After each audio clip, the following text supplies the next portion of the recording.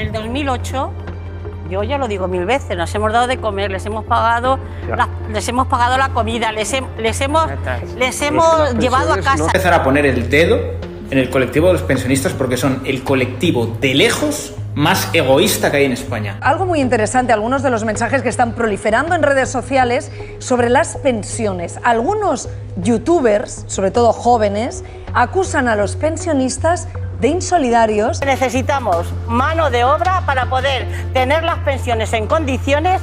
No, manito, no soy propietario de nada, vivo en alquiler. No, actualmente estoy rentando. No tengo ninguna propiedad todavía. Estamos presenciando una de las guerras más surrealistas de los últimos años. En las redes sociales y en la televisión es habitual ver discusiones entre jóvenes y personas cercanas a la jubilación acusarse mutuamente de su precaria situación. Que si unos son unos insolidarios que quieren vivir a nuestra costa, que si estas generaciones ya no se esfuerzan y quieren que se les dé todo hecho. Esas son las acusaciones más típicas que solemos escuchar en los debates que surgen sobre estos temas. Y a ver, fijaros en este gráfico. Se hace evidente que algo extraño ha tenido que suceder para que haya tanta diferencia entre la riqueza de las generaciones. Estoy seguro que si hablamos con nuestros mayores nos contarán historia acerca de cómo cumplieron los 18 años, se buscaron un trabajo cualquiera, trabajaban 12 horas al día, se compraban su primera casa y así poco a poco fueron construyendo su patrimonio. En cambio, encontrarte ahora a alguien de 24 años que viva solo y no en un piso compartido, se hace bastante complicado. La pregunta es, ¿han cambiado las cosas o es que las generaciones actuales han perdido por completo las ganas de esforzarse porque lo tienen todo hecho? En el Reino Unido, los datos revelan esta alarmante fractura. Un millennial medio de 35 años tiene un patrimonio inmobiliario neto prácticamente nulo, algo que contrasta con las más de 100.000 libras que tenía un boomer promedio a esa misma edad. Si a lo mejor vais un poco perdidos con esto de las etiquetas, no os preocupéis, en pantalla estaréis viendo los grupos de edad que abarca cada etiqueta. Es un aproximado y que dependiendo de la fuente que consultes te encontrarás con un rango de edad u otro. Yo siempre he pensado que era millennial, pero según esta definición soy generación Z. En cualquier caso, si queréis le podéis hacer un pantallazo para seguirlo con más facilidad. Que en los debates públicos haya estallado este debate no es casualidad, y no vamos a tragarnos la respuesta de que esto es una maquinación de las élites que buscan enfrentarnos. Esta explicación es muy vaga. Este estallido es consecuencia de algo mucho más grande, de un cambio en nuestra realidad que ha venido para quedarse y que efectivamente tiene impacto en nuestra cohesión social. Así que en este vídeo nos haremos solamente una pregunta: ¿por qué? Y aunque la pregunta sea simple, la respuesta no lo es. Y en este vídeo lo vamos a averiguar, pero antes, seguramente has oído hablar de la nueva banca digital que está revolucionando la forma de gestionar nuestro dinero. Hoy vengo a presentarte Bank Free, tu cuenta bancaria gratuita, sin papeleo y todo 100% online. Bank te resuelve muchos de los problemas con los que puedes encontrarte en tu día a día. Si necesitas tener un mejor control de tus finanzas, puedes organizarte abriendo hasta 25 cuentas dedicadas, cada una de ellas con un IBAN único. ¿Un día te vas de viaje a un país que usa otra moneda? No pasa nada. Bank admite hasta 22 divisas globales y te las da a un tipo de cambio muy competitivo, ya que aplican solo un 0,5% sobre el tipo cambio real, hasta 1.000 euros al año con Bank Free e ilimitado en los planes de pago. O por ejemplo, ¿cansado de tener que estar pendiente de pagar el alquiler o cualquier otro gasto a final de mes? Puedes configurar la aplicación para programar todos los pagos y olvidarte de hacerlos por ti mismo y evitarte la depresión cuando veas lo que estás pagando. Estas y otras ventajas como Bizum o soporte en tu idioma 24/7, una tarjeta virtual sin cargos ni comisiones o transferencias internacionales sin complicaciones, las puedes disfrutar abriéndote una cuenta de Bank en tan solo 5 minutos si sigues el enlace que tienes en la descripción, el comentario fijado y un QR que estarás viendo en pantalla. Gracias a Bank por patrocinar este vídeo y ahora sí, no me enrollo más, poneos cómodos, ¡que empezamos! Antes de entrar de lleno en la historia de hoy, hay que detenernos en un punto muy importante. A ver cómo lo defino.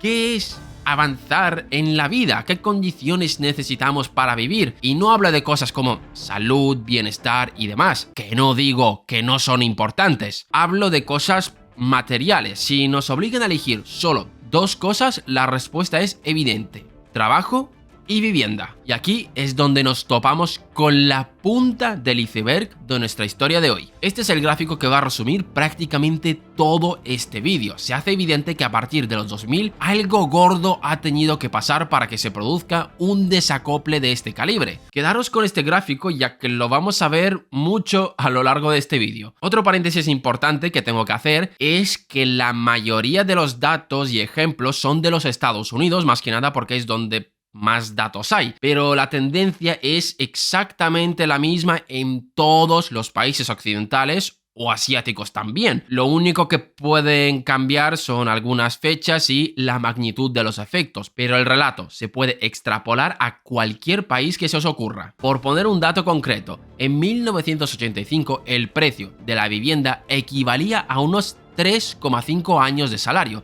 En contraste, en el año 2022, esa relación ha pasado a 6,3 años. En este gráfico lo podéis ver de forma mucho más visual. Ahora bien, ¿por qué esto es tan importante? Es decir, ¿por qué importa tanto el trabajo y la vivienda? El trabajo creo que no hace falta explicarlo, es lo que necesitas para poder vivir en la sociedad en la que estamos, te abre las puertas a prácticamente todo. Y la casa es el segundo pilar fundamental de nuestro trayecto vital. Necesitamos un lugar donde poder vivir y donde podamos formar una familia, nuestro lugar de descanso y, como veremos en este vídeo, una importante fuente de riqueza. En definitiva, estas dos cosas que a lo mejor representan el 20% son vitales para el 80% de las cosas que necesitamos en nuestra vida. Quedaros con esta frase porque es uno de los puntos fundamentales de este vídeo. Ahora bien, decir que todo se debe a que ahora hay menos salarios y las cosas son más caras es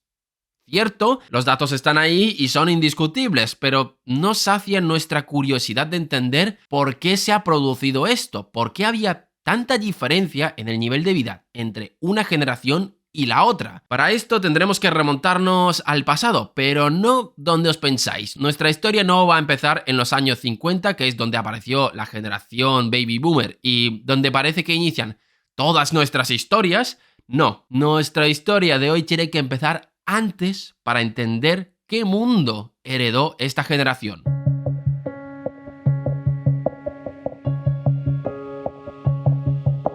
Nuestra historia empezará a principios del siglo XX, un periodo de tiempo en el que sucedieron infinidad de cosas, desde avances tecnológicos con los que las anteriores generaciones solamente podrían soñar, hasta dos guerras mundiales que marcarían de forma clara el posterior desarrollo. Los que nacieron en la primera mitad del siglo XX se suelen denominar como generación silenciosa, concretamente a partir de los años 20, y el nombre es acertado cuando veamos todo el contexto en el que se han criado. La globalización comercial que inició a finales del siglo XIX redujo múltiples barreras económicas e impulsaron la especialización industrial dentro de las economías avanzadas. La difusión de nuevas fuentes de energía y la adopción masiva de la electricidad modificaron la organización productiva y la vida cotidiana. La creación de las líneas de montaje disparó la producción rebajando el precio de las cosas, haciendo que bienes que hasta hace 2 telediarios eran cosas de ricos, ahora pueden producirse en masa para el público general. Aquí estamos hablando de principios del siglo XX, creo que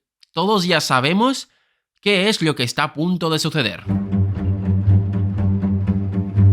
La Primera Guerra Mundial supuso un importante punto de inflexión para estos avances. Se tuvo que movilizar a la población, destinar muchos recursos fiscales y desviar la producción hacia el sector militar, cortando de raíz todo el progreso que se había logrado durante estos últimos años. Aparte de esto, por si no fuera suficiente, el mundo fue golpeado por una pandemia, la gripe española, obligando a destinar recursos a la salud por razones evidentes, pero también dañó aún más la estructura demográfica de la población. No han sido suficientes bajas las que ha causado la Primera Guerra Mundial como para que ahora tengamos que sumarles las de la gripe española. Se calcula que la pandemia provocó la muerte de un 2,5% de la población en países como los Estados Unidos, concentrándose sobre todo en el grupo de los jóvenes. ¿Y en qué afectó? En el tema que nos ocupa, la oferta laboral y la estructura de las familias se ha visto afectada, generando una enorme incertidumbre de si habrá mano de obra en el futuro. Antes de que me venga el típico comentario, estamos comentando la historia económica de la época, por tanto, nos centramos en los efectos sobre la economía. Y no solo hablamos de trabajadores. ¿Voy a tener clientes? La respuesta racional fue la de posponer o directamente cancelar las inversiones. Esto se ve reflejado en los datos del PIB per cápita, que cayó entre un 6 y un 8% durante ese año, una caída equiparable a los efectos de una guerra. ¿Qué fue lo que salvó los muebles? La incorporación femenina al mercado laboral. Durante la guerra se tuvo que romper esa creencia de que la mujer no debía o no podía trabajar y se incorporó a trabajar en astilleros, fábricas de municiones o incluso la industria aeronáutica. Al principio era algo temporal debido a la guerra, pero plantó una semilla para el cambio de las normas sociales. Ahora bien, termina la Primera Guerra Mundial, termina la pandemia por culpa de la gripe española. ¿En qué año estamos? 1920. Los que estéis un poco puestos en la historia económica ya tenéis un spoiler de lo que va a pasar.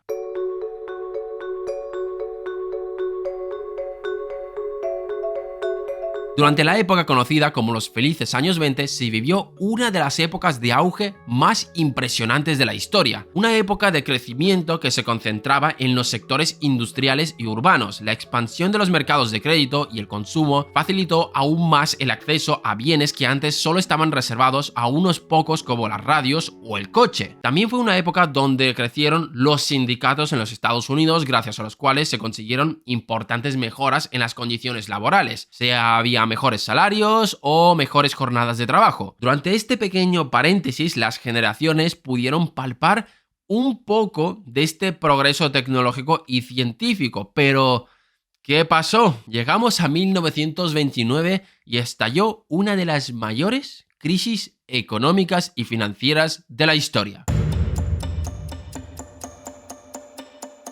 Con el estallido de la crisis, todo ese progreso se esfumó. Entre 1929 y 1933, la producción cayó en cerca de un 30%. El desempleo llegó a un 25% y miles de familias lo perdieron absolutamente todo. Para los jóvenes de esa época, la experiencia fue devastadora. Muchos interrumpieron sus planes de matrimonio, postergaron la formación de familias y vieron evaporarse expectativas de empleo estable que minutos antes del colapso parecían alcanzables. La crisis acabó golpeando a todo el mundo y la polarización social emergió como reacción a esa situación. Pensad bien el contexto en el que estábamos. En la Alemania, el nazismo estaba consiguiendo buenos resultados y en la Unión Soviética aparentemente también. La población se empezaba a hacer preguntas y todos estos movimientos empezaron a florecer dentro de los Estados Unidos. Este malestar se extendió durante años y cuando se veía una pequeña luz al final del túnel, llega la excursión a Polonia de un frustrado pintor austríaco.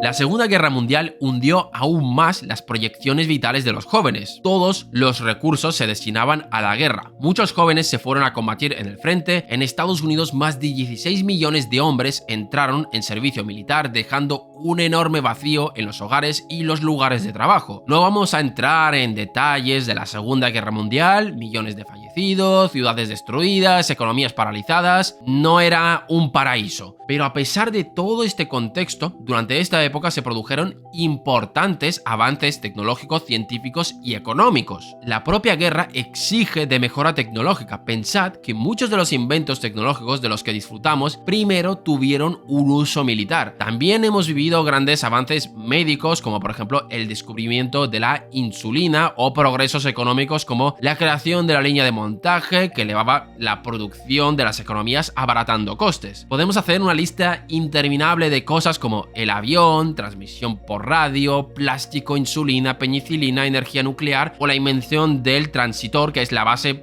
del mundo digital moderno. ¿A dónde quiero llegar con todo esto? Que todas las generaciones de personas que vivieron durante esta época vieron como el mundo estaba avanzando a pasos acelerados, pero no podían disfrutar de estos avances. Las dos guerras mundiales, la pandemia, la crisis del año 1929, en Estados Unidos solo hubo 9 años de normalidad entre 1920 y el 29. Bueno, entre 1900 y 1910 podríamos decir que más o menos también. Y eso en Estados Unidos, imaginaros en Europa que tuvieron la guerra en su propio territorio. Por eso se llama a esa generación como la generación silenciosa, los nacidos entre 1928 y 1945. Solamente pudieron disfrutar en su juventud de los efectos de la crisis del 29 y de la Segunda Guerra Mundial. Esto al final influyó en los valores que tenían. Vivieron en épocas de escasez, racionamiento y represión política. Se les enseñó a valorar la seguridad, la estabilidad y el trabajo duro. Pero afortunadamente todo esto pasó y desde el final de la Segunda Guerra Mundial no hemos vuelto a vivir unas décadas tan turbulentas como las que vivieron estas generaciones. Y con estas bases iniciamos nuestra historia de hoy, ya que aquí es donde aparece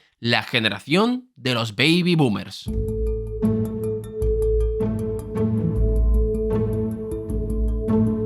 En los años 50 se produjo una de las explosiones demográficas más bestias de la historia humana. De ahí a que se llama esta generación los baby boomers. Estamos hablando de una década que lo cambió todo. Vivimos grandes avances médicos y la introducción de la salud pública, o la garantía al acceso de la salud por parte del Estado. Llamadlo como queráis. Estos avances han hecho que las tasas de mortalidad se desplomen y que las tasas de natalidad se disparen. Y no es un fenómeno que solamente se haya dado en los Estados Unidos. Fue un fenómeno global. Fijaros en este gráfico, en prácticamente todos los países vivimos esa explosión demográfica. España es una pequeña excepción, ya que tuvimos la dictadura, las secuelas de la guerra civil y las consecuencias del aislamiento internacional. Nos llegó un poco más tarde ese boom. Ahora bien, volvamos a la pregunta del inicio. ¿Por qué se produjo todo esto? Parte tiene que ver con todos los avances médicos, pero no todo. Durante esa época tuvimos la creación y la consolidación de los estados del bienestar, un aumento desorbitado de los salarios y las oportunidades, la universalización de la educación, la participación de la mujer en el mercado laboral. Por eso, en la literatura económica muchas veces se llama a esta época los gloriosos 30 años. Pero bueno, aquí no nos interesa explicar los motivos por los cuales se produjo esa explosión demográfica, sino el contexto donde se criaron. Y aquí es donde se pone interesante la historia.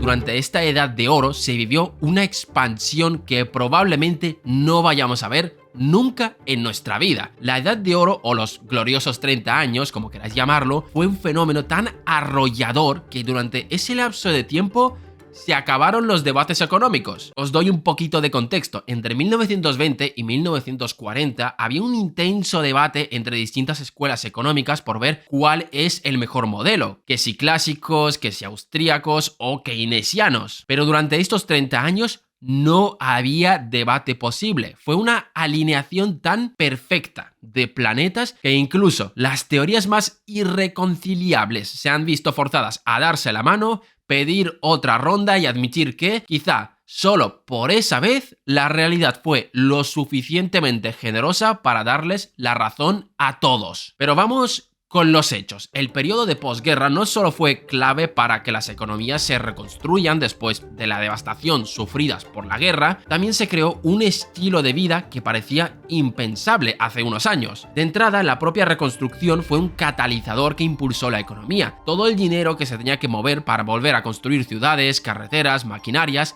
movilizó recursos de la economía generando un impulso inicial. Ojo, no quiero decir que necesitemos guerras para crecer, que hay que destruir para luego crear. No, si solo nos hubiésemos quedado con esto de aquí, lo que habría pasado es que una vez reconstruido todo, nos damos cuenta de que ya no hay nada que hacer y entramos en una crisis, ya que las empresas se quedan sin obras, empiezan los despidos y entramos en una espiral del caos. Pero no fue lo que pasó.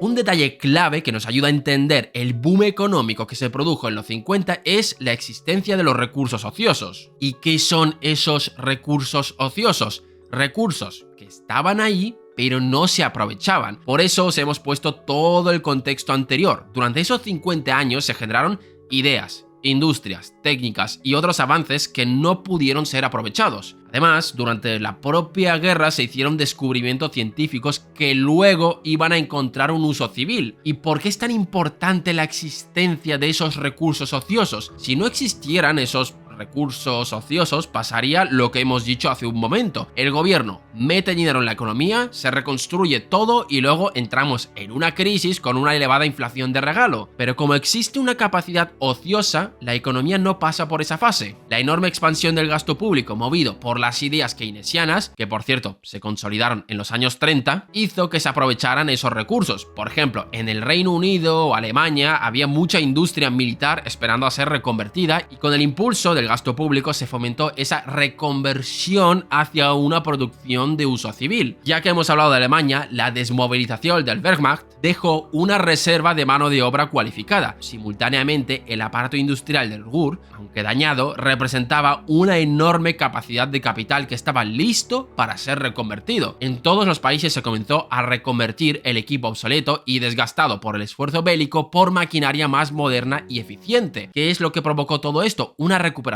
milagrosa de las economías y un aumento de la capacidad productiva. No es que solo ahora podían aprovecharse de todos los avances que estaban ahí en un cajón, es que gracias a estos avances la capacidad de las economías se incrementó de forma notable. Esto es la razón por la cual durante esos años, a pesar del enorme gasto público, no hubo presiones inflacionarias notables. Había inflación, sí, pero menos de la que habría si la economía no tuviese esa capacidad ociosa. Esto ya de entrada generó una buena base para que las generaciones nacidas en esa época tengan un futuro prometedor. Pero como he dicho, estos solo son las bases.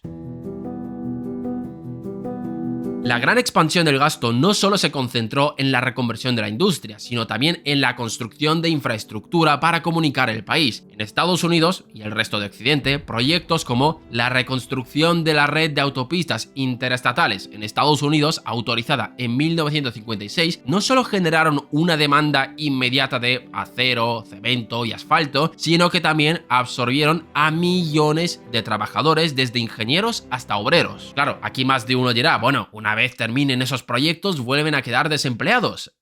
Correcto, pero esta inversión forzó a una modernización del sector privado para satisfacer los nuevos contratos gubernamentales y tuvieron que sustituir todo su equipo obsoleto, dando como resultado el aumento de la capacidad productiva de la economía, que mejoró la productividad, sin tener en cuenta todo lo que provocó esa expansión de las autopistas y otras vías de transporte, que iremos un poco más adelante con eso. La reconstrucción aprovechó los recursos que se habían infrautilizado, y en el caso de Europa y Japón fue clave la implementación del Plan Marshall, que aceleró de forma notable la recuperación de sus economías. Pero estas ayudas no eran un cheque en blanco, tenían unas condiciones que iban ligadas al próximo punto de nuestra historia.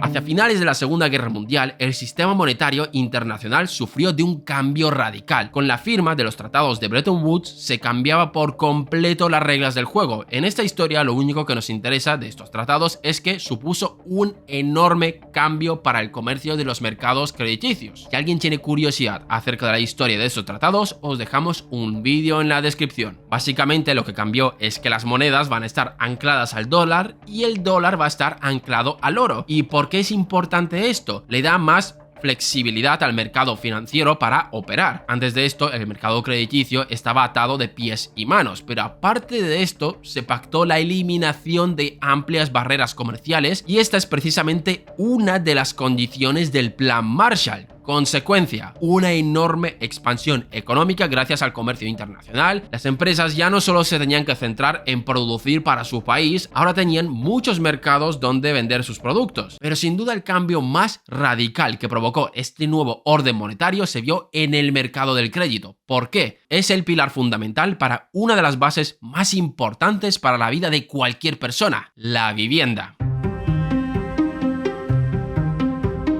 Con el cambio en el sistema monetario, el crédito se volvió mucho más accesible. A ver, Por si vais un poco perdidos, antes los bancos estaban limitados por la cantidad de oro que había a la hora de conceder créditos. Con este cambio ya no lo estaban, o no lo estaban tanto. Seguían dependiendo del oro, pero menos. Insisto, es irrelevante y si queréis más contexto, mirad los vídeos de la descripción. Lo que importa es que el crédito se democratizó. Al aumentar la oferta de crédito, se abarata el mismo. Entramos en una dinámica donde los tipos de interés reales, es decir, descontando la inflación, eran muy bajos y en algunos casos directamente negativos. Esto hacía que el acceso a cosas como viviendas se abarate de forma sustancial. Y no solo vivienda, coches, créditos para empresas. Al final esto generó un impulso que se ha ido retroalimentando entre sí, pero iremos un poco más adelante con esa parte. Es decir, una de las cosas más importantes, la vivienda, era muy accesible y no solo por el mercado del crédito, sino porque había políticas que fomentaban la construcción de la vivienda. La era de la posguerra vio una de las mayores expansiones de la vivienda que se haya visto en la historia. Y no solo vivienda, sino vivienda asequible. ¿Y por qué era tan asequible? Un entorno urbanístico y un uso de suelo muy permisivo. En la actualidad hay zonas donde se hace prácticamente imposible construir algo que no sea una vivienda de lujo, como por ejemplo la Bahía de San Francisco. En el periodo de posguerra el cuento era completamente otro. Aparte de que la regulación era muy permisiva, los países europeos quedaron devastados por la guerra y había que reconstruir todo. En los Países Bajos, la construcción de viviendas fue declarada una prioridad nacional bajo el Ministerio de Reconstrucción y Vivienda. Esto permitió la construcción planificada de ciudades enteras como Emerald. En Estados Unidos no hubo ninguna devastación que fomentase la construcción,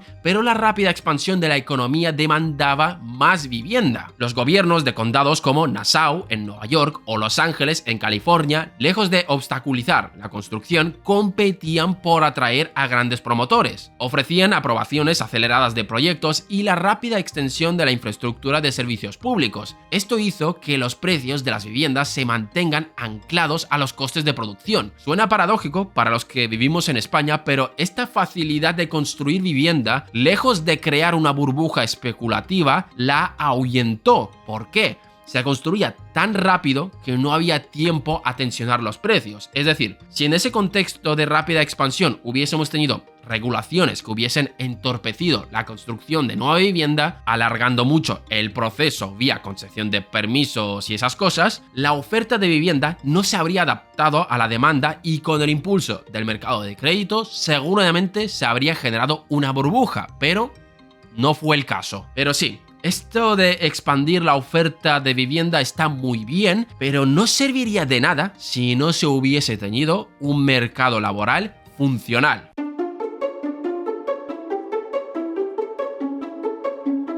El mercado laboral de la posguerra ofreció empleos que garantizaban una seguridad en el tiempo. Parte de esta seguridad fue gracias a la firma de convenios colectivos. Estos acuerdos lo que hacían era ligar los aumentos salariales a la productividad de la empresa y la antigüedad del trabajador. Es decir, al haber una elevada sindicalización, un 35% en los Estados Unidos, se aseguró que todo ese incremento de producción fruto del avance tecnológico, el impulso del gasto, etc., se traduzca en un incremento de los salarios. Aparte de esto, el propio boom demográfico estaba retroalimentando toda esa oleada de bienestar. Al crearse una pirámide demográfica que parece una pirámide, ¿vale? No lo que hay ahora, con una gran base, hacía que todo este sistema se pudiera autofinanciar. Había muchos trabajadores, esos trabajadores pagaban impuestos, gracias a esos impuestos se podía sostener el estado del bienestar, ya que la ratio de trabajadores por persona adulta era muy elevada. Y ya que hemos hablado del estado del bienestar, también fue la época donde se universalizó la educación y las generaciones que se criaron en esa época pudieron aprovecharse del dividendo educacional o renta. Pero de esto ya os hemos hablado en el documental hablando de la crisis de la educación superior que os dejamos en la descripción. Así que llegados a este punto, ¿qué fue lo que provocó todo ese desarrollo? Pues ahora mismo lo vamos a ver.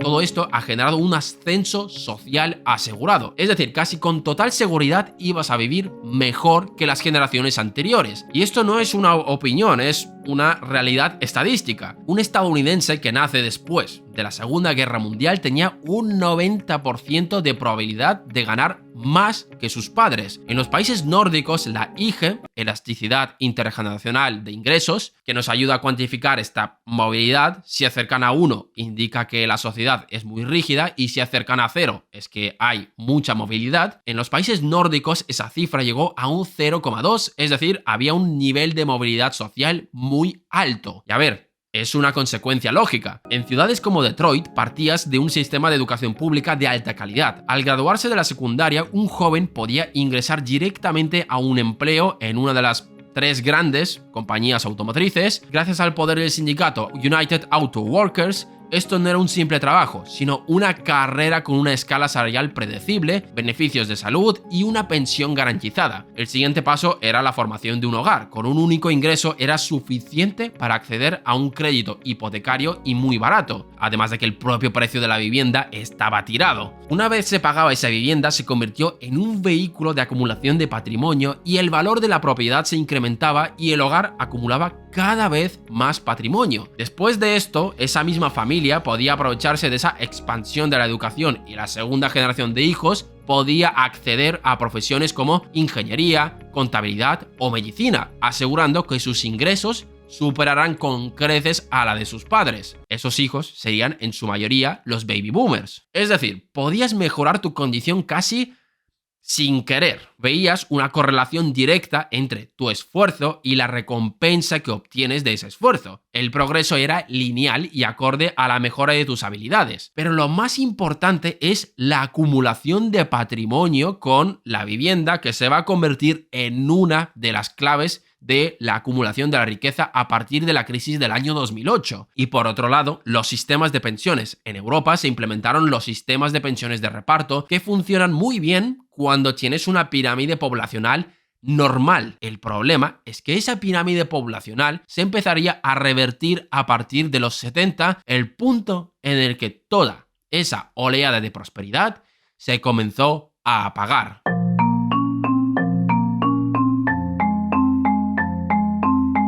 Los 70 supusieron un cambio de tendencia muy importante en nuestra historia. Hasta ese entonces la realidad era muy, digamos, predecible, no había mucho lío internacional. Sí, tuvimos la crisis de los misiles, la guerra de Vietnam, pero comparado con lo que se estaba cocinando, eso no era nada. La clave de esta época se puede resumir en estabilidad. Una persona que hubiese empezado a trabajar en una fábrica ha vivido en una relativa tranquilidad, ya que se ha podido mantener durante muchos años en la empresa, llegando incluso a ascender. Esto explica por qué las personas de esa época tienen tan romantizado lo de trabajar en la fábrica. En este punto teníamos a varios grupos. En primer lugar, los que quedaron de la generación silenciosa, que pudieron recomponerse tras el desastre de la guerra. Esa acumulación de patrimonio y bienestar se lo han podido transferir a sus hijos, la generación de los baby boomers. Y dentro de la generación de los baby boomers también hay que hacer varias distinciones. Hay boomers de primera y segunda generación. Los que nacieron a finales de los 40 y principios de los 50 pudieron disfrutar del boom, además de disfrutar de ser la primera generación en beneficiarse de la educación universal. Si habéis visto nuestro documental del auge y la caída de la universidad, entendéis lo que quiero decir. Ha sido la generación que vivió la era dorada de la universidad. Terminas tus estudios y automáticamente estás en un trabajo bien pagado y con contrato fijo. Esto va a ser clave en los años 70 y 80. Después tenemos a los que nacieron a partir de los 60, que sí que entrarían en la vida adulta en una época turbulenta, pero aún así pudieron disfrutar del impulso económico y de la educación universal. Y evidentemente dentro del propio grupo hay que hacer la división entre los que han podido recibir una formación superior y los que no, que también será importante en nuestro relato. Ahora bien, ¿por qué los años 70 supusieron un cambio de patrón tan grande? Pues ahora mismo lo vamos a ver.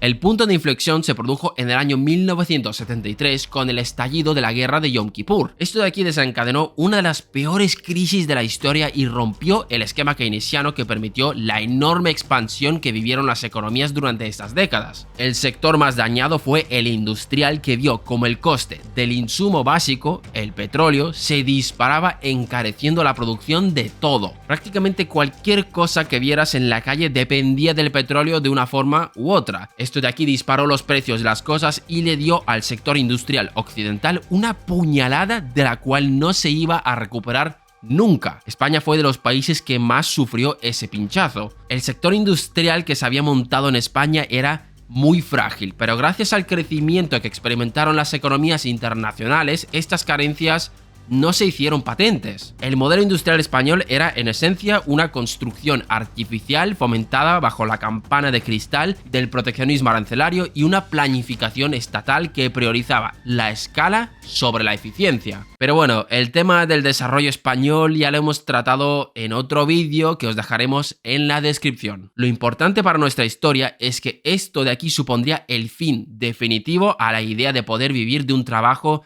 que no requiera de estudios. Por eso os hemos insistido tanto hace un rato acerca de esta idea de dividir en grupos.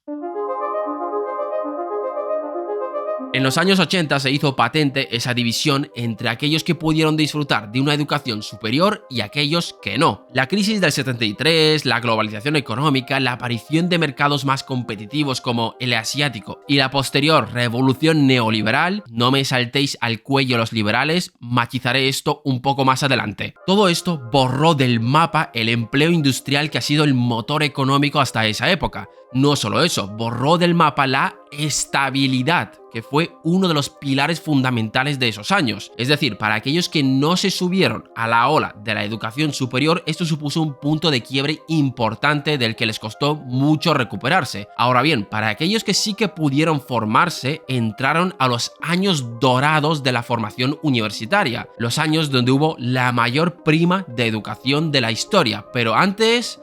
contexto. En los años 80 la globalización comercial y la financiera llegaron para quedarse, tanto para lo bueno como para lo malo. El inicio de década fue jodido. Fue la era del volquerazo, donde los tipos de interés llegaron al 18% y los precios de los créditos se dispararon. Fijaros en nuestro gráfico de referencia. Se produjo un ligero desajuste entre los salarios y los precios de la vivienda, pero en este caso estamos hablando de un shock temporal. Fue una tendencia que se revirtió con el tiempo y las cosas volvieron a la normalidad. Pero de mientras vivimos una de las mayores expansiones del sector financiero de la historia y sus respectivas consecuencias. En el año 73 se puso punto y final a lo poco que quedaba del patrón oro, cambiando por completo el sistema financiero global. Desde ese momento los mercados financieros han tenido un crecimiento exponencial y se convirtieron en el principal motor de las grandes economías. Pero esto no serviría de nada si no se acompaña de la revolución ideológica correspondiente, y es que en los 80 tuvimos la revolución ideológica dirigida por Reagan y Thatcher, que es lo que se suele denominar como época neoliberal. Es un nombre que lo único que hace es separar esta etapa de la historia de la previa a la crisis de 1930. Ya está, nada más. Ahora, sigamos con nuestra historia. Thatcher y Reagan se han abanderado como defensores de las ideas liberales. Su solución era liberar el espíritu emprendedor. En el caso de los Estados Unidos se vio una rebaja radical de impuestos donde se bajaron los tramos máximos del IRPF de un 70% a un 50% y más tarde con la ley de reforma fiscal del 86 al 28. A esto hay que sumarle una agresiva agenda de desregulación que afectó a las aerolíneas, las telecomunicaciones y sobre todo los servicios financieros. Quedaros con esto último porque va a ser crucial en unos minutos. En el Reino Unido el programa fue bastante parecido, incluso más radical en algunas ocasiones, con la búsqueda de la democracia de accionistas. El número de individuos que poseían acciones en el Reino Unido se triplicó durante su mandato, pasando de 3 a 9 millones. Ahora bien, ¿por qué esto es tan importante para nuestra historia de hoy? Pues ahora mismo lo vamos a ver.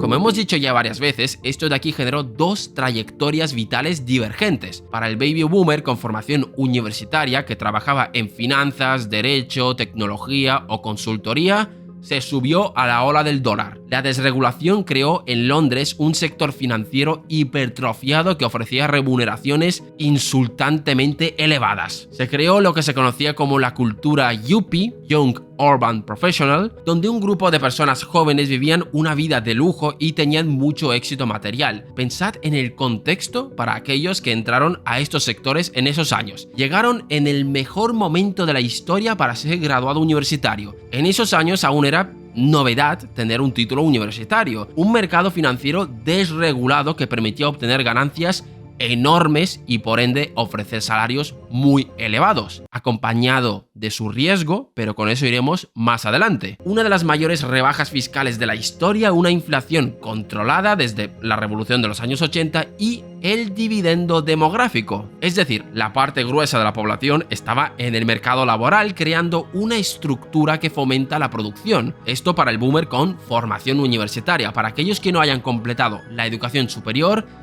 el cuento era otro. Ha sido la época del colapso de Detroit, la desindustrialización del conocido como Rust Belt en los Estados Unidos, es decir, el que tenía esperanzas de seguir los pasos de su padre, que se olvide. Lo de trabajar toda tu vida en una fábrica ya no era una realidad viable. Muchos acabaron yendo al sector de los servicios, donde cobraban un salario bastante inferior al que cobraban en la industria. Además de que esas condiciones de seguridad que existían antes, olvídate, se esfumaron. Estos no tuvieron tanta suerte, pero el primer grupo vivió una de las expansiones patrimoniales más bestias de la historia. Toda esa confluencia de factores hizo que aquel que pertenezca al grupo de los que tenían una educación superior pueda incrementar su patrimonio casi sin querer. Las empresas ofrecían salarios desorbitados. En los mercados financieros se podía hacer dinero casi sin querer. La inflación estaba muy controlada y los tipos de interés en mínimos históricos. Comprarte una vivienda era algo bastante sencillo y tenías el crédito prácticamente asegurado. Fijaros en esta tabla. Un baby boomer solamente necesitaba ahorrar durante 5 años y el 15% de su salario para poder dar un depósito para su casa. En contraste, los millennials tienen que ahorrar durante 10 años esa misma cantidad para dar una entrada. Esto de aquí es un punto de partida para multiplicar tu riqueza. Como veremos un poco más adelante, la vivienda fue un medio que se iba a utilizar para multiplicar tu patrimonio. Fijaros en este gráfico. La acumulación de riqueza por parte de esta generación fue algo sin precedentes en la historia de la humanidad. En estos años, en los 80, la generación X ya estaba entrando en juego. Realmente ellos fueron los primeros que experimentaron el inicio del final de este modelo de vida, pero aún así consiguieron pillar algo. Los millennials hemos llegado muy tarde. Bueno, según la tabla, yo no soy millennial. Y bueno, la generación Z, sin comentarios. Pero bueno, no adelantemos acontecimientos. Los 80 fueron unos años que sentaron las bases del posterior colapso del sistema. Pero antes de llegar a la fatídica fecha del año 2008, tenemos que recorrer los años 90, años en los que se vivieron los últimos coletazos de la estabilidad.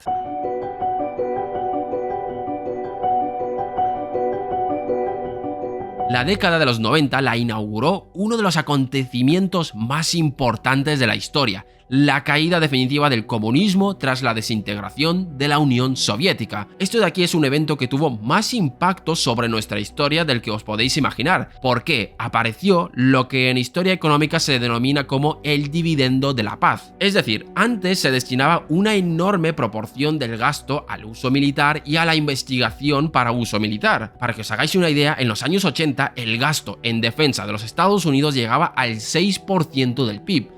Pero a partir de los años 90 esta cifra se desplomó hasta situarse en un 3%. ¿Y qué implica esto? Que se liberaron multitud de recursos económicos que han podido ser aprovechados en otros sectores. Una importante parte del capital se tuvo que buscar otro sitio donde invertir y multitud de científicos y técnicos se tuvieron que marchar al sector privado para dedicarse a la innovación comercial en lugar de militar. Y no es coincidencia que precisamente en los años 90 tuvimos uno de los inventos que cambiaría para siempre nuestras vidas.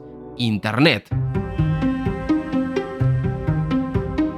La creación del ordenador personal y el Internet transformaron por completo nuestra forma de hacer las cosas. Esto no fue un simple ciclo económico, fue algo que redefinió las reglas para siempre. La adopción de esas tecnologías fue exponencial. En 1994 se estimaba que solo 10 millones de personas usaban Internet. En los años 2000 esa cifra superaba las 400 millones de personas. Ahora bien, ¿por qué esto es tan importante en nuestra historia? Todos aquellos que estuviesen dentro del mercado laboral vieron una mejora de sus condiciones muy gorda. En Estados Unidos la productividad laboral se aceleró de una tasa media anual de un 1,4% a un 2,9%, es decir, la productividad se duplicó y con ello también se incrementaron los salarios. Estos años fueron la cima de la prosperidad. En los años 90, en plena plenitud de sus carreras, la generación boomer se benefició de un mercado laboral robusto que premiaba sus habilidades y experiencia. Y en el caso de los Estados Unidos vieron como sus planes de jubilación se dispararon en medio del boom de las bolsas. Era una era de optimismo ilimitado, la confirmación de que su generación estaba destinada a una prosperidad material superior a la de sus padres. Pero todo esto estaba a punto de dar un giro de 180 grados cuando entramos en el nuevo milenio y las nuevas generaciones entraron en el mercado laboral.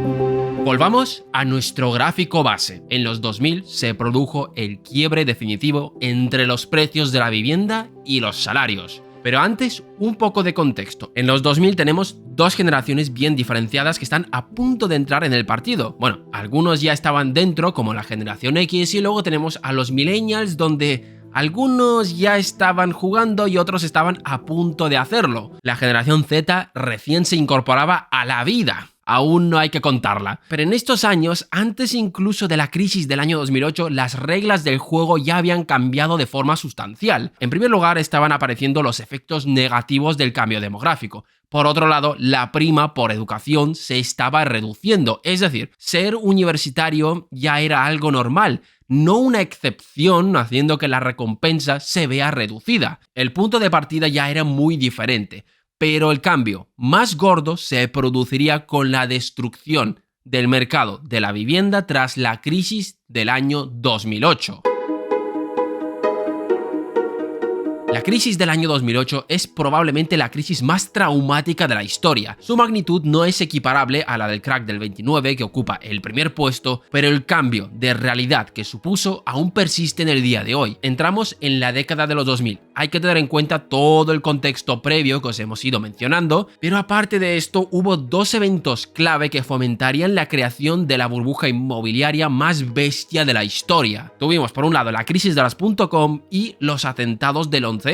¿Y por qué es tan relevante? Bueno, esto hizo que el por aquel entonces presidente de la Reserva Federal, Alan Greenspan, redujera las tasas de interés. Lo normal es que ante esta bajada de los tipos de interés, la inflación se dispare, pero la globalización hizo que estos efectos no se vieran. Es decir, gracias a la incorporación de economías como China, que producía todos los productos de consumo a precios ridículamente bajos, los precios no escalaron tanto como deberían, conteniendo la presión inflacionaria, haciendo que la Reserva Federal y otros bancos centrales como el europeo puedan mantener bajas las tasas de interés. Esto provocó un problema dentro del sector bancario. Si no habéis nacido ayer, sabéis que el negocio principal de los bancos es el conceder préstamos. Si la Reserva Federal o cualquier otro banco central baja sus tipos de interés, hace que se reduzcan los tipos de interés de los préstamos. Consecuencia, que la rentabilidad de los bancos se fue a pique. Necesitaban urgentemente encontrar alguna forma de hacer dinero y la encontraron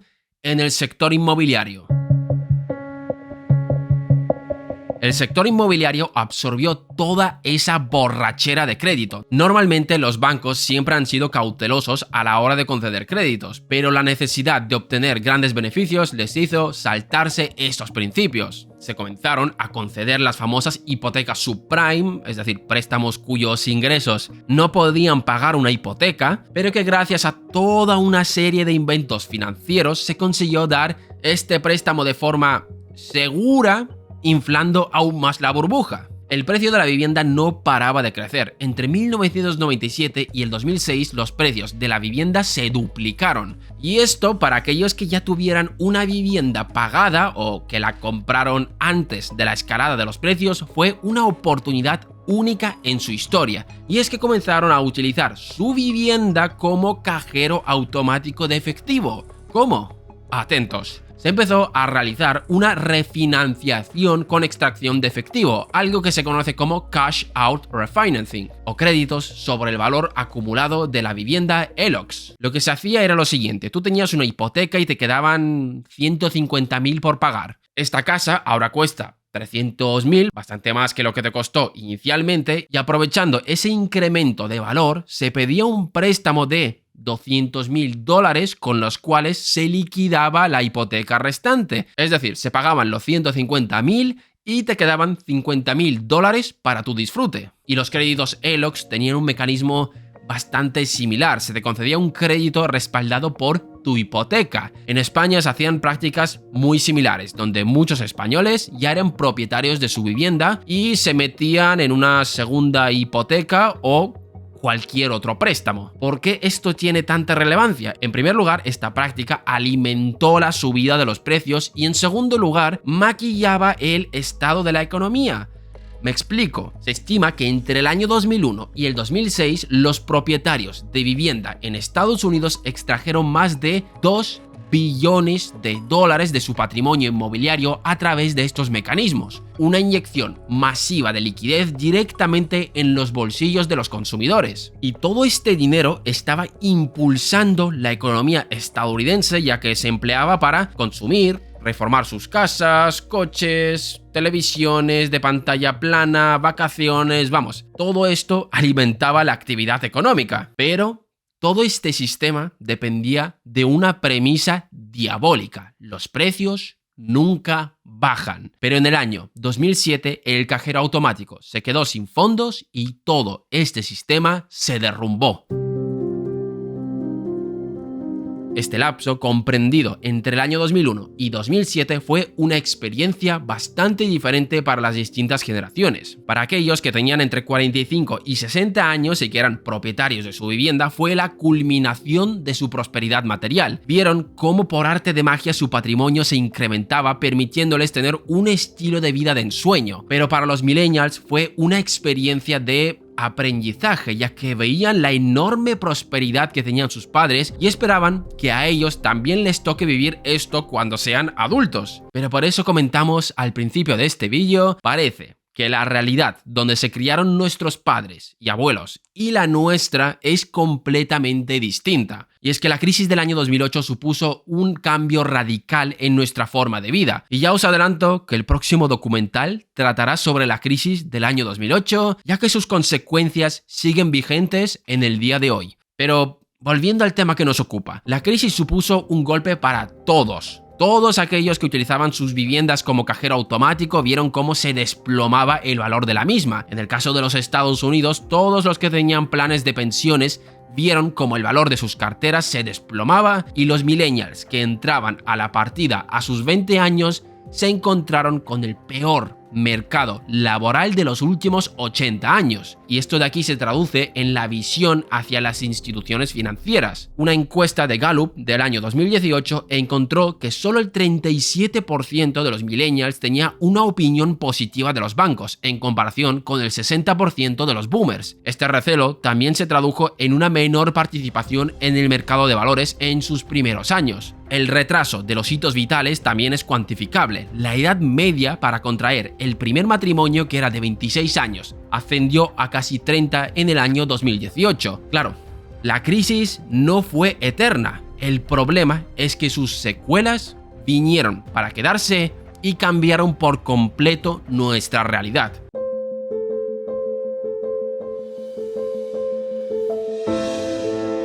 La recuperación económica que siguió a la gran crisis financiera de 2008 no fue una marea que elevó a todos los barcos. Se produjo lo que los economistas llamamos una recuperación en forma de K, es decir, unos van para arriba mientras otros van para abajo. Volvamos a nuestro gráfico estrella. La crisis del año 2008 hizo que los precios de la vivienda se desplomaran, pero fue un desplome temporal, ya que en muy poco tiempo se comenzaron a recuperar, superando el pico de la crisis. Pero esta vez no fue una subida por culpa de una burbuja financiera, sino consecuencia de la nueva realidad. Las instituciones monetarias intervinieron en los mercados, rebajando agresivamente los tipos de interés y llevando a cabo toda una serie de políticas que tenían la finalidad de evitar una crisis de proporciones bíblicas. Solo entre el 2008 y 2014, el balance de la Reserva Federal se expandió de menos de 900.000 millones a más de 4,5 billones de dólares. Esto de aquí permitió una rápida recuperación a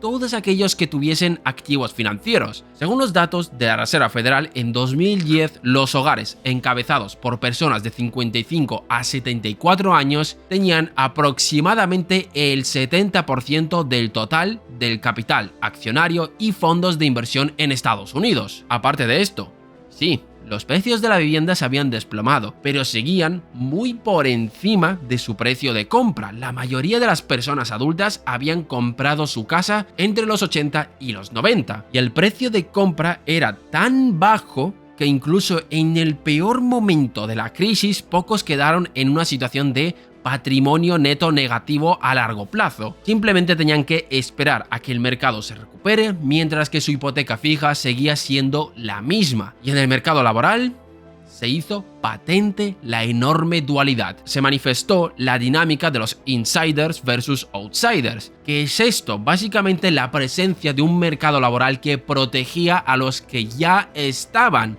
pero desprotegía a los nuevos. Esto se hizo patente en los Estados Unidos, donde según la Oficina de Estadísticas Laborales muestran que la tasa de desempleo para las personas de 55 años o más alcanzó un pico del 7%. Una cifra significativamente inferior al 17% que alcanzaron el grupo de los jóvenes entre 20 y 24 años. Los boomers, que lograron conservar sus empleos, a menudo en puestos directivos o profesionales, continuaron beneficiándose de salarios más altos y de la acumulación de derechos de pensión, lo que les permitió seguir ahorrando e invirtiendo justo a tiempo para subirse a la ola de la recuperación de los mercados. Pero para las nuevas generaciones, el cuento era completamente otro.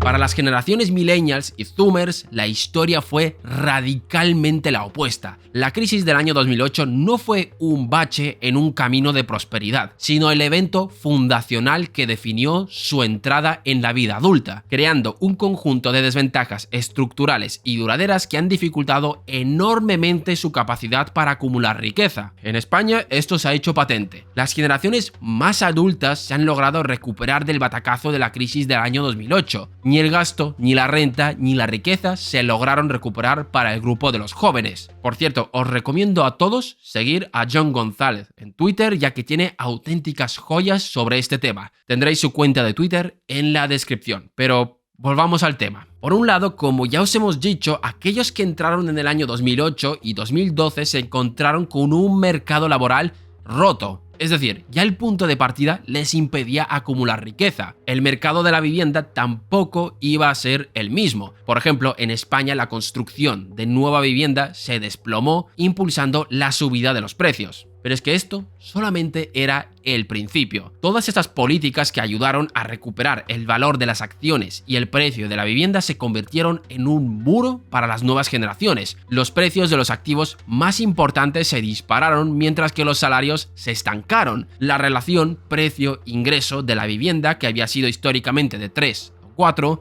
se disparó a 6 o 7 en algunos casos. Mientras sus padres veían cómo su patrimonio inmobiliario se recuperaba y crecía, los millennials se vieron atrapados en un mercado de alquiler cada vez más caro, donde sus pagos mensuales no construyen ningún patrimonio. Pero no solo eso, la recuperación post-2008 no recreó los empleos estables y con los beneficios que habían sido la norma para las generaciones anteriores. Se caracterizó por la transformación estructural hacia un mercado laboral precario. La recuperación del empleo fue lenta y se concentró en acuerdos de trabajo no estándar, como el trabajo por contrato, autónomo, a tiempo parcial o el auge de la gig economy, que no tiene nada que ver con el nombre del canal, es economía de trabajos ocasionales. Y el mercado de crédito, que tantos beneficios otorgó a las generaciones anteriores, no volvería a ser el mismo.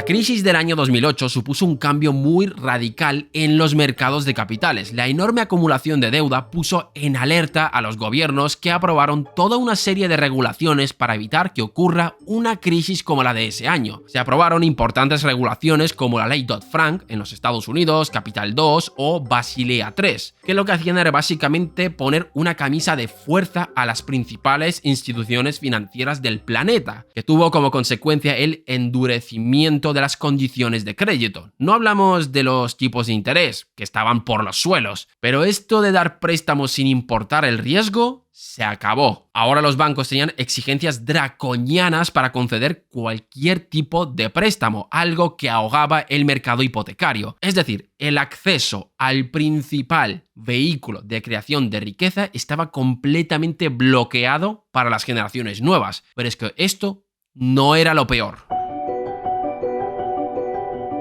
Los efectos nocivos del cambio demográfico ya se estaban haciendo notar. Los sistemas de salud pública y las pensiones funcionaban muy bien con una pirámide poblacional normal, pero la pirámide poblacional ya no era normal. En países como Canadá, la ratio de trabajadores jubilados ha pasado de 7 a 1 a solamente 3 en la actualidad. Esto de aquí genera una imposibilidad matemática para sostener los generosos planes de pensiones y genera una presión asfixiante para los trabajadores. Los impuestos nominalmente no son tan altos como antes, pero la contribución por cabeza se ha incrementado de forma notable. Un concepto clave que muestra esto es la cuña fiscal, la diferencia entre el coste laboral y el salario neto percibido por el trabajador. Es decir, lo que le cuesta al empresario contratarte y lo que te llega a ti al banco. España, por ejemplo, tiene una de las cuñas fiscales más altas de la OCDE. Un trabajador medio soporta una cuña fiscal de un 40% y la mayoría de esa carga corresponde a las cotizaciones sociales. Es decir, mercado laboral disfuncional, mercado de la vivienda y del crédito completamente destruidos y una carga fiscal asfixiante fruto del cambio demográfico. Las consecuencias de todo esto han sido devastadoras. Los datos de la Reserva Federal de Estados Unidos revelan que en el primer trimestre de 2023 los baby boomers controlaban el 51% de la riqueza nacional, mientras que los millennials, que constituyen un grupo demográfico de tamaño similar, poseían solo el 6,9%. Esta disparidad es aún más acusada si se compara la misma edad, es decir, cuando tenían los dos grupos la misma edad. A una edad mediana de 35 años, los boomers poseían el 21% de la riqueza nacional frente al 7% de los millennials a esa misma edad. Y las crisis posteriores como la pandemia no han hecho más que profundizar en estas heridas. Pero lo más grave de este asunto es la asimetría de realidades que se ha producido fruto a esta división generacional. Mientras unos se recuperaban y tenían una vida normal, los otros se encontraban con una realidad deprimente de la cual es prácticamente imposible escapar. Esto de aquí genera un problema que parece imposible de resolver. Vivimos en democracias y lo que importan son los números. Toda política que pueda favorecer a los millennials o generación Z se ve bloqueada por los intereses del resto de los otros grupos. Una de las mayores cargas que tienen los salarios de los jóvenes son las pensiones, pero la diferencia demográfica es tan grande que se hace inviable proponer una reforma que cambie la situación. El caso más claro es la captura institucional que tiene Francia, que recientemente ha intentado poner un freno al incremento de las pensiones y se lo acabaron bloqueando. Han tenido que aprobar nuevos presupuestos, pero con la condición de que no se toquen las pensiones. Estamos jugando un partido de fútbol donde el árbitro juega a favor del equipo más grande. El árbitro no favorece al equipo más grande porque lo hayan sobornado, simplemente sabe que su propia popularidad y supervivencia depende de mantener contento a este equipo. Pues los árbitros en este caso son los políticos. Y esta captura se traduce en cómo se gestiona el gasto público y hacia dónde van dirigidas las políticas públicas. Y esta diferencia de realidades también se manifiesta en los deseos y prioridades de cada generación. Las prioridades cambian a medida que vamos superando etapas en nuestra vida. No tenemos las mismas prioridades cuando tenemos 18 años a cuando tenemos 60, y la riqueza altera en buena medida estas necesidades. Y esta encuesta que se hizo en Canadá manifiesta a la perfección esto de aquí. Dependiendo del grupo de edad al que se realiza la misma encuesta, la composición demográfica cambia radicalmente. En cristiano, para entendernos, mientras un joven está continuamente luchando en el mercado laboral, se preocupa por adquirir vivienda, tener un coste de vida mucho menor y un salario estable. A las generaciones más adultas, que generalmente tienen su vida solucionada, les interesan otras cosas, como por ejemplo detener el hiper mega fascismo hitleriano de Trump. Y si un partido político tiene que contar votos, ¿a qué prioridad le da más prioridad? Es decir, estamos en un callejón sin salida.